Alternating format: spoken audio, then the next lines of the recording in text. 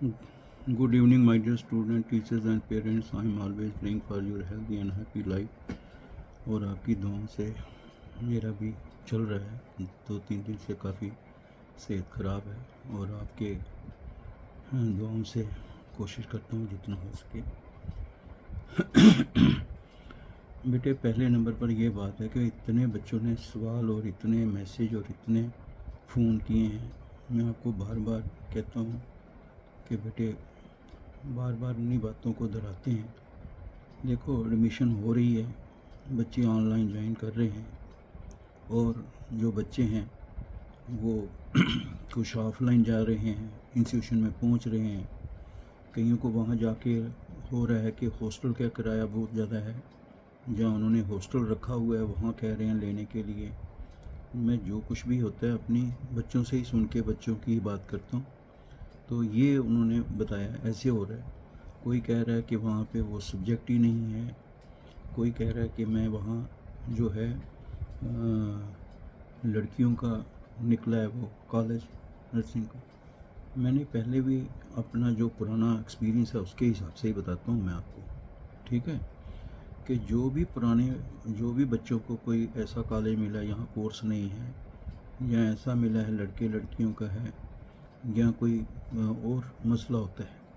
लेकिन हॉस्टल के बारे में बेटे ऐसा होता है, जब आप चॉइस फिलिंग करते हैं, कॉलेज देखते हैं अच्छी तरह से, और अगर उनका हॉस्टल होगा तो कई जगहों पर जैसे बॉम्बे है, बेंगलोर है, हैदराबाद है, दिल्ली है, तो जो मेन सिटीज़ में हॉस्टल कहीं मिलते भी नहीं, बच्चे पीजी लेके रहते हैं। और अगर ज़्यादा हो तो 2-4 बच्चे मिल के कहीं अकोमोडेशन ले लेते हैं। मैं सिर्फ आपको ये पुराने बच्चों का तजर्बा बताता हूँ क्या करते हैं। फ्लैट ले लेते हैं दिल्ली में भी, तो ये मैं वो बताता हूँ। ऐसा नहीं कि कोई मैं बता रहा हूँ कि ऐसा करना है आपको, ये मैं बच्चों की बात बता रहा हूँ।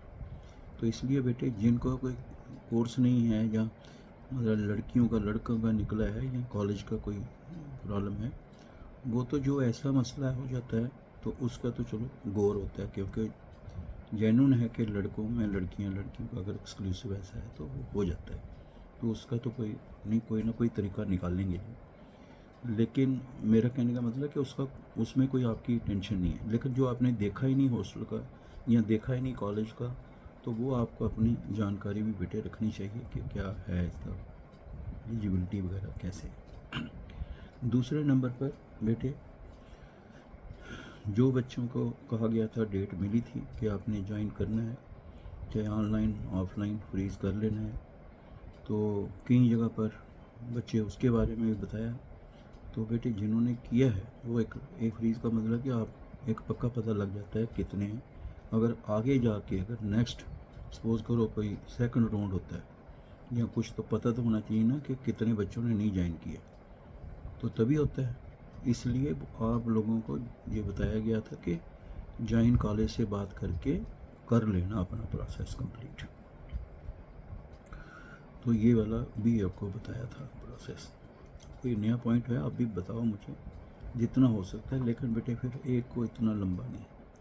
अब दिल्ली यूनिवर्सिटी का है, आपको बताया हुआ है कि जैसे दिल्ली यूनिवर्सिटी का आपको पता ही है सारे बच्चों को कि आप लोगों ने रजिस्ट्रेशन की है, डॉक्यूमेंट वेरिफिकेशन की है, तो वो आप उस प्रोसेस को आप चलाए हैं। चॉइस फिलिंग है, जहाँ फिर दिल्ली का CSAS का पोर्टल है, या जो भी स्टेप बताए थे आपको कि ये फॉलो करने हैं, अगर ऐसा होगा ऐसा, वो 4 पॉइंट आपको बताए थे सारा अच्छी तरह से, कि वो देख के करना।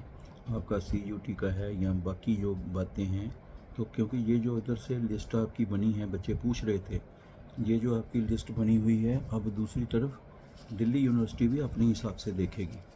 कोई बच्चे ने सब्जेक्ट ही, तो ऐसे तो नहीं है कि यहाँ वो भी देखे जाएंगे, और फिर दूसरा ये भी देखा जाएगा कि जो आपने किया है, जो आपने CSAS का जो है, वो जो रूल्स रेगुलेशन है जिन्होंने पूरे फॉलो किए हों। बड़े कई बच्चे करते ही नहीं हैं, पहले भी जो देखने को मिलता था, तो ऐसे होता है, तो उस चीज़ को भी देखा जाएगा।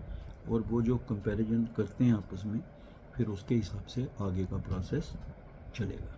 ये भी आपके साथ आपको पता ही है, जो होंगे, जो एलिजिबल होंगे वो आगे निकलेंगे, जो रह जाएंगे फिर वो उस तरीके से उस प्रोसेस में फिर रहेंगे। और अगर तो ये हमारा जब तो होता है सेकंड राउंड होता है, बड़े बच्चों ने कहा सेकंड राउंड का। तो अगर ये बेटे डिपेंड करता है कैसे सिस्टम चला, पहले भी बताया आपको। अब सेकंड राउंड होगा, जो बच्चे इसमें रहेंगे उनको देखना चाहिए, तो फिर वो चॉइस फिलिंग होती है दोबारा, उनकी दोबारा चॉइस फिलिंग होगी और फिर दोबारा वो करेंगे, फिर दोबारा उनका प्रोसेस होगा, फिर दोबारा जॉइनिंग होगी। तो वो बच्चे अपने जो हैं वो ये वाले नहीं, आपको ये वाले ही जो है दोबारा, जो अभी जिनको जॉइनिंग कर रहे हैं तो वो दोबारा इधर घुसेंगे। जो उसके बाद सीट वेकेंट होती हैं, जो अंडर रूल रहेंगे, जिनको एलिजिबल होंगे, वही आगे चलेगा प्रोसेस। तो उसका भी वैसे ही होगा, ठीक है। सेकंड राउंड में अभी कई बच्चे पीछे कह रहे थे कि सर हमें ऐसा हो गया वैसा हो गया, अपनी कहानी सुना रहे थे। लेकिन अब जो है अगर मौका मिला तो अच्छी तरह से चॉइस फिलिंग करना, जैसे भी होता है, जिस तरीके से भी डिफरेंट ऐसे हो सकता है, कैसे प्रोसेस करेंगे, हमने आपको पुराने बताए हैं, ऐसे ऐसे तरीके से भी होता है। और कुछ ऐसा दिल्ली यूनिवर्सिटी वाले ऐसे करते हैं, कुछ है पैराना ऐसा करते हैं, तो जो प्रोसेस है वो आपको पता है। लेकिन उनमें से जो लागू होगा या जो डिसीजन होंगे उसके हिसाब से ही प्रोसेस चलेंगे। तो आप उसके लिए सतर्क रहना, चॉइस फिलिंग वगैरह अच्छी तरह करना। अगर हुआ तो सेकंड राउंड, अगर हुआ तो मैं यही कहता हूँ, क्योंकि अभी कुछ कह नहीं सकते। तो अगर हुआ तो अपने हिसाब से अच्छी तरह करना, और अगर मौका मिलेगा तो अपना ये ध्यान रखना कि ऐसी चॉइस फिलिंग हो जहाँ पे आपका स्कोप बना रहे। तो एक बड़े बड़े अच्छे कॉलेज में 3-3, 4-4 बच्चे जो हैं एक ही कॉलेज करते हैं, तो फिर उनका भी एक कंपटीशन होता है आपस में।